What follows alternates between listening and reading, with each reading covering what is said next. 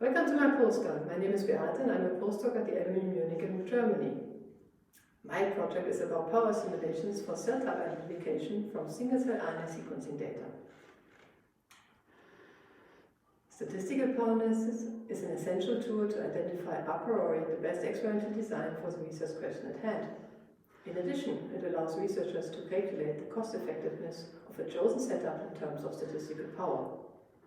Furthermore, power analysis can be a useful tool to evaluate conducted experiments, which enable researchers to distinguish between actual discrepancy due to their chosen setup and incongruities due to lack of power.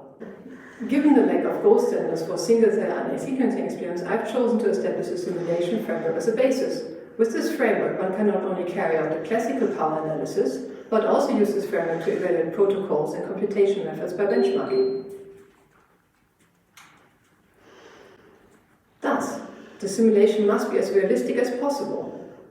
So, for that, we assume that the observed gene expression is the linear combination of unwanted technical factors, for example due to processing batches, unwanted biological variation due to the cell cycle, as well as biological factors. This means here cell type identity.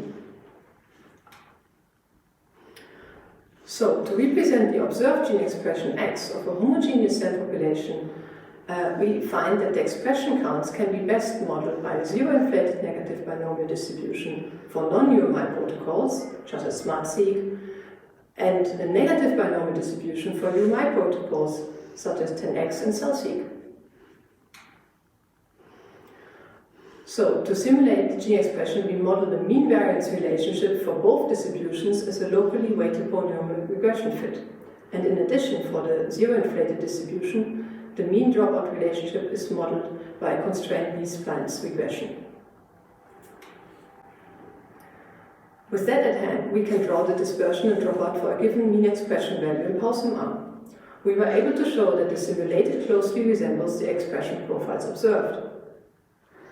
Coming to the unwanted technical factors, which are here represented as the W matrix, which is defined by the noise vector nu in a certain batch.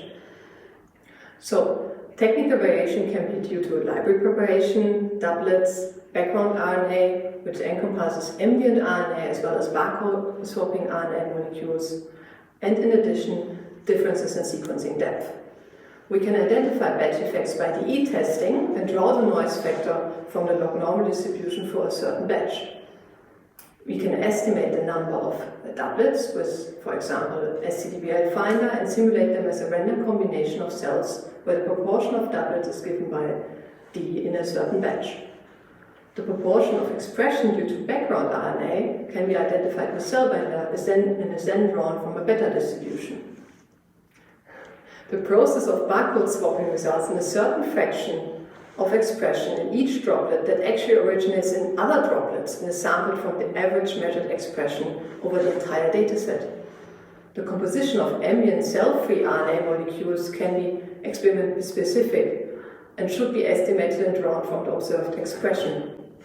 Lastly, differences in sequencing depth between batches can be estimated by normalization methods such as scRNA, and the size factors can be simulated where we assume that they actually originated from a mixture of log normal distributions.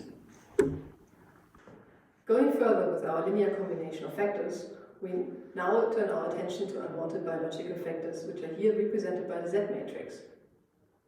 Cells might be dying, residing in different stages of the cell cycle, or suffer from a lack of oxygen. These processes can be identified with latent variable models such as slalom, or matrix factorization such as CNMF.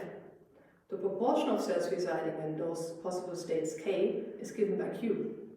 The factor coefficient gamma is then defined as a k-dimensional multivariate normal distribution with the variance-covariance matrix sigma. From this distribution, we can draw the mean shifts due to a latent variable. In addition, there's the possibility to simulate the expression of latent factors using GraphSim, which actually converts known pathway graph structures that include activation and inhibition into such a covariance matrix needed for the simulation. So, last but not least, biological factors are here represented by the Y matrix that gives us the biological signal of interest and defines actually the cell type I. For fully differentiated cells, such as found in peripheral blood, we are able to simulate profiles by defining the beta coefficient as a multivariate normal distribution drawn from the observed expression differences. On the other hand, the expression profiles of cells during differentiation or development usually results in rather less distinguishable clusters. Nevertheless, one can usually identify trajectories using methods such as Scorpius or Destiny. Trees are a useful concept to represent such a developmental process that actually goes from precursor cells to the various cell types at the tips. In addition, they provide a natural way to formalize the covariance structure among cell types. So, the expected covariance structure from these trajectories can be described as the evolution of a continuous trait on a phylogenetic tree. And we can describe this evolution by an Ornstein-Uhlenbeck process, which is a stochastic process. It is also referred to as a Brownian motion process with a theta parameter, representing the strength of pull alpha towards an optimal value of theta and the drift given by sigma. The parameterization is very flexible so that the key properties of developmental processes can be captured.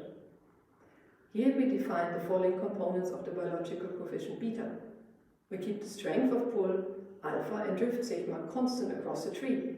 The alpha pergene is parameterized by a gamma distribution and the sigma pergene follows the normal distribution. On the other hand, the optimal expression level theta varies per gene and cell type.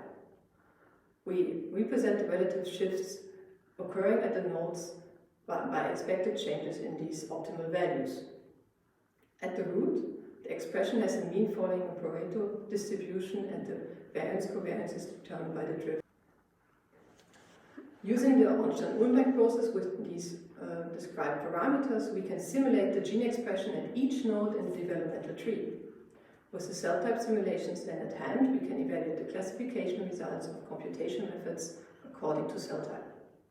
Using measures such as the cluster-wise error rates, denoted here in red, and number of clusters assigned, denoted here in gray, we can judge the performance of various methods under different simulation scenarios.